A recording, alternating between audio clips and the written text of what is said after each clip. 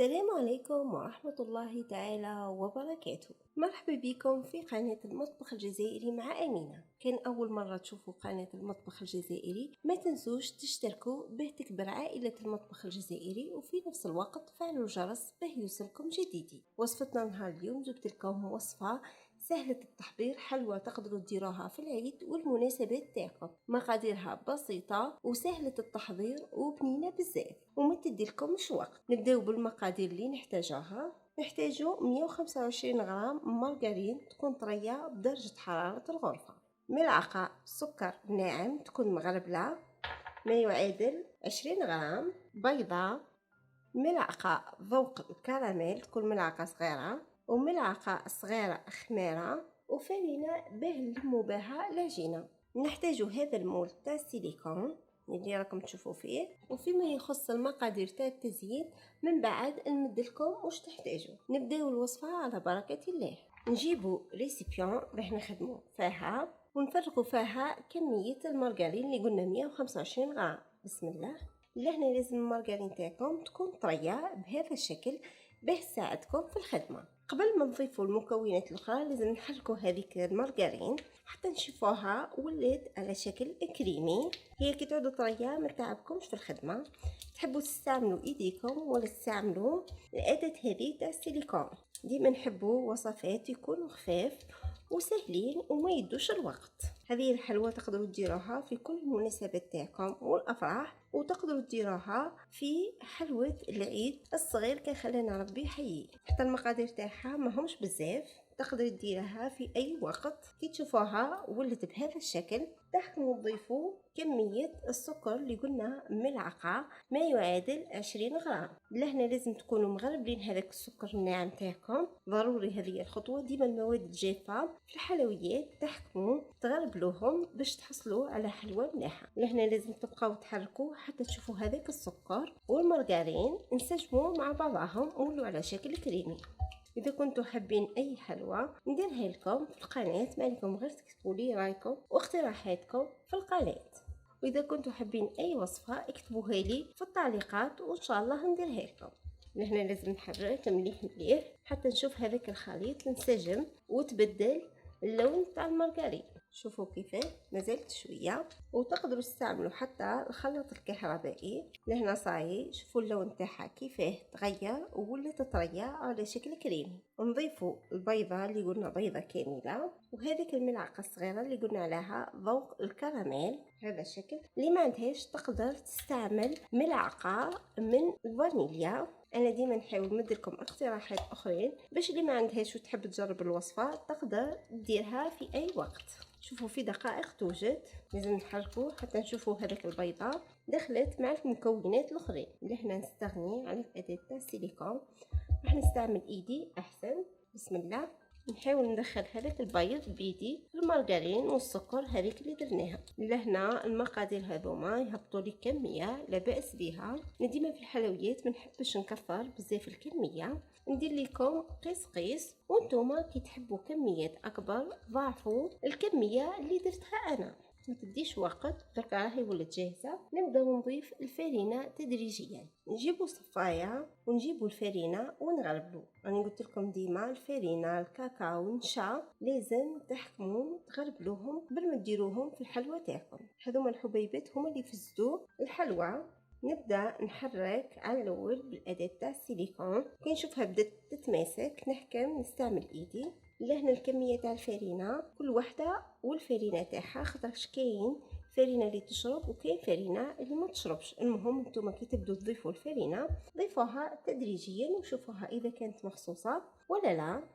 نزيد نحرك ونشوفها اذا كانت مخصوصه ولا لا. المهم كملاحظه ما تحكموش تيبسوا العجينه تاعكم، خاطرش كي تيبسوها باقي يجي الشكل تاعها ماهوش مليح. لهنا نضيف كميه الخميره ونحكم نلم حتى نتحصل على عجينه تكون متماسكه وما تكونش يابسه. شوفوا كي استعملت ايدي كيفاه بانت لي راهي طريه. لذا راح نضيف كميه فرينه ونزيد نحرك بيدي. ولهنا كملاحظه ما تحكموش تعجنوا، لموا غير باطراف الاصابع. انا راح نبقى نلم فيها، واذا شفتها مخصوصه راح نضيف لها الفرينه ونرجع نوري لكم الشكل تاعها. هذا هو شكل العجينة كيفاه. لهنا نحطها على جنب ونحكم نجيب المول تاع السيليكون ونبدا نحي كميه من العجينه ونحطها في المول تاع السيليكون. لهنا هذه الحلوى ماهيش متعبه خاصه في التشكيل تاعها. وانتم كي تكونوا دايرين هذه الخطوه احكموا حطوا الفور تاعكم يسخن.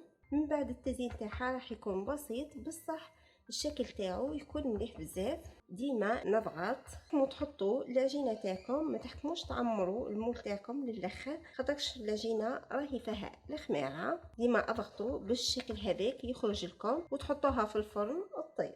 بعد ما تكملوا تشكلوها لازم ديما تضغطوا باش يخرج لكم الشكل وتحطوها في الفرن الطيب. كملاحظة للمبتدئات ما تحكموش تحطوا المول تاع السيليكون هكذا طول في الفور، وانما تحطوا هذا المول في البلا وتدخلوها تطيب في الفرن. الفرن لازم يكون سخون من قبل وتخلوها حتى تطيب وتخرجوها. انا نكمل نطيب ونرجع نوريها لكم شكلها كيف يكون. وفيما يخص العجينه اللي تقعد ما تحكموش تخلوها عريانه وانما تحطوها في كيس بلاستيكي باه ما تنشفش ليكم. وفيما يخص التزيين لهنا راني قليت الكاوكاو، شوفوا كيفاه اللون تاعو.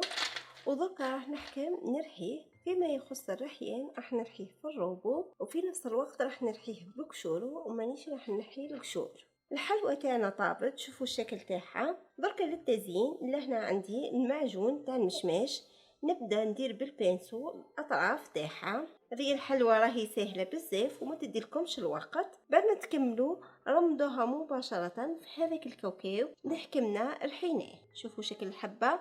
نكملوا نزينوا كامل الحبات بنفس الطريقه. انا ديما نحاول نمد لكم وصفات سهلين واقتصاديين، المكونات تاعها بسيطه. حتى كي يكون ما عندكش الكاوكاو تقدري ترحي القفرات وتحكمي ترمداها مع الجوانب بالقفرات. هذه اللي ما عندهاش الكاوكاو كفكره مام الذوق تاعها مليح.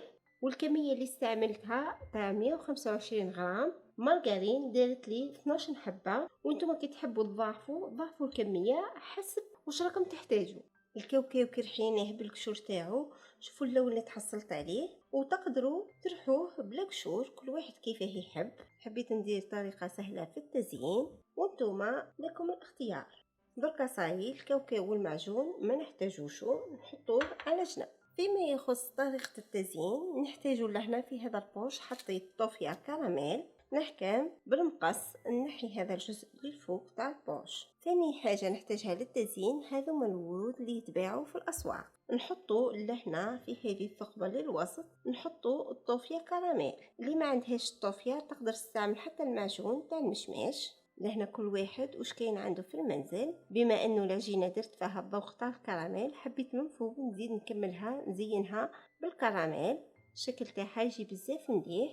نكتفي بهذا القدر ونبدو نحطوا هذوما الوردات من هنا. لهنا حبيت ندير اللون الازرق والاصفر وانتوما ديروا اي لون انتوما تحبوه. شوفوا الالوان عطتها منظر. انا نكمل نزينها ونرجع نشوفوها في شكلها النهائي.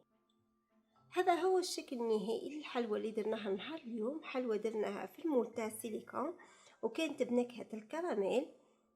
شوفوا شكل الحبة كيفاه يكون. ديما التزيين يبقى مسألة اختيارية. ان شاء الله وصفتنا تاع نهار اليوم تكون عجبتكم وتجربوها. ما تنسوش بارطاجيوها عبر جميع مواقع التواصل الاجتماعي وتشتركوا في القناة وتفعلوا الجرس باه يوصلكم جديدي. نتلاقيو في الفيديو القادم ان شاء الله.